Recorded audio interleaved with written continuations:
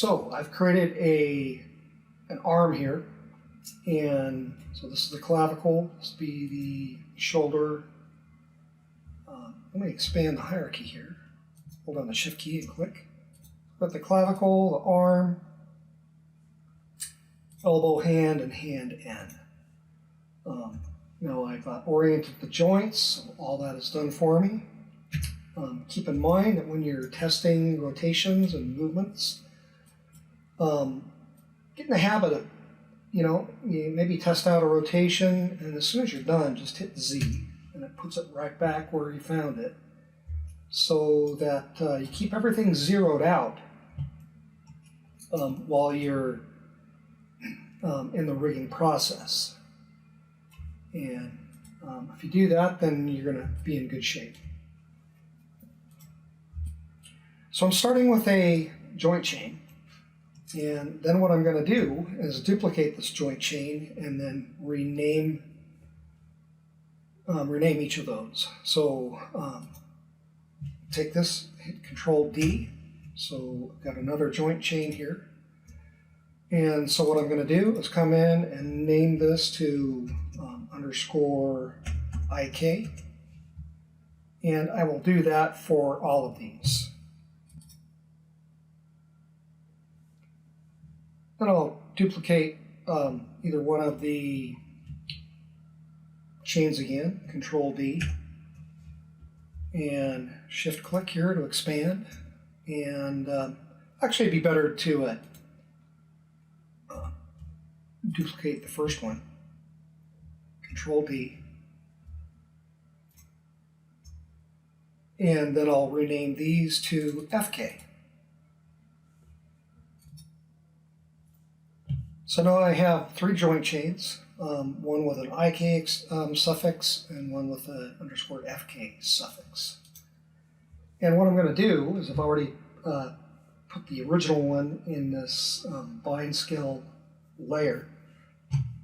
So I'll take the IK chain and I click on this right here. That's going to create a new layer, and it's going to add the selected object. So here it was IK. I'm going to just come in here and rename it. So IK skill. And I'm going to color it red so it stands out. And then I'll do the same thing for the FK. I'll select that, make a new display layer. Call this FK underscore scale. And I'll color that to be yellow. So then I can turn them off and on and not get confused as to which one is which as far as colors go. Sometimes your display might go a little goofy on you. So for instance, if I turned on, I've got both the yellow and the red on. And if I turn the red off, so the yellow is going to come on, and turn the red back on, and then sometimes you might have to just kind of wake your display up if you want to show all the layers. And sometimes you might just have to click this a couple of times.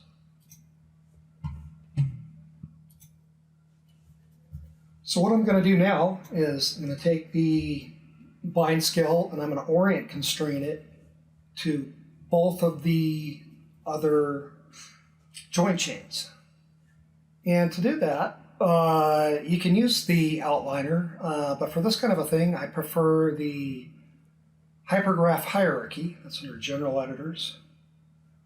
So I'm going to hit Control-Shift-Click, add that to my shelf, and I'll probably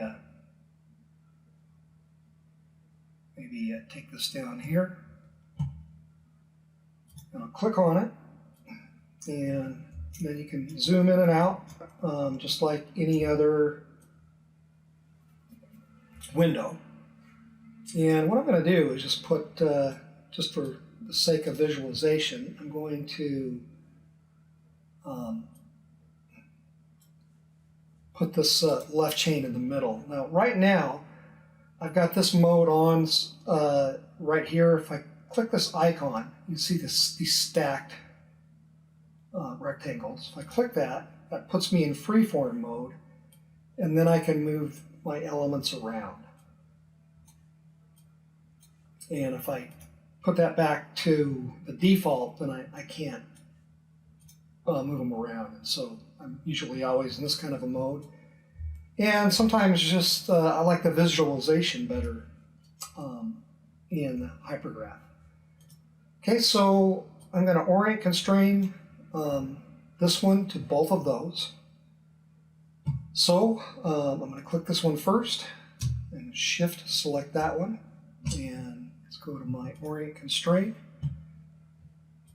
I'm going to leave this off, click on apply, and so now you'll see I've got an orient constraint here.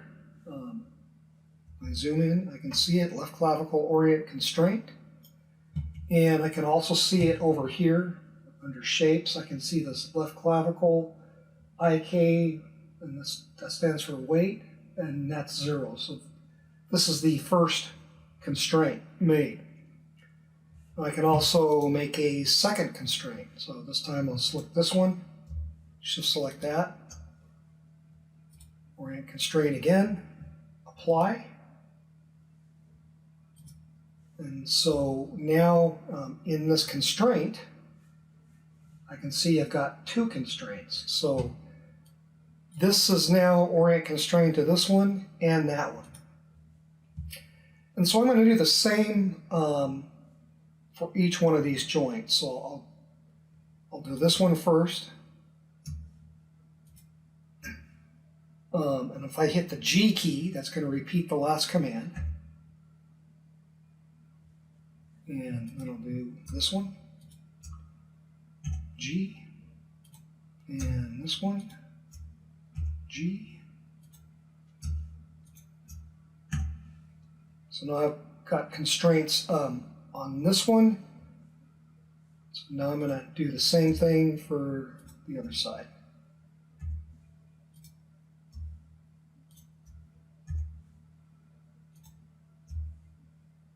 Just holding shift.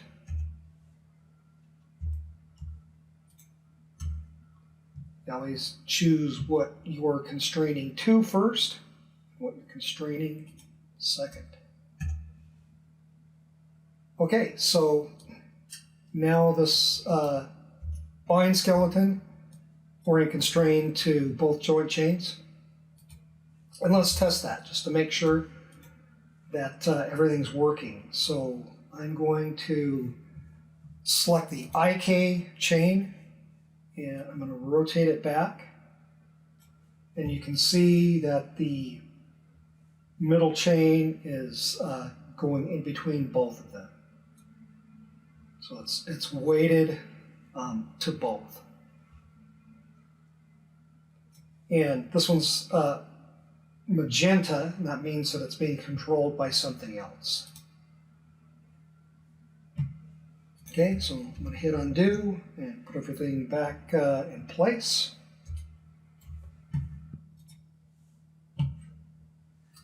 And that's our first step. Next we'll move on to our controllers. So here you'd want to save. So I'm going to save the scene as, and I'll call this IK FK arm 2.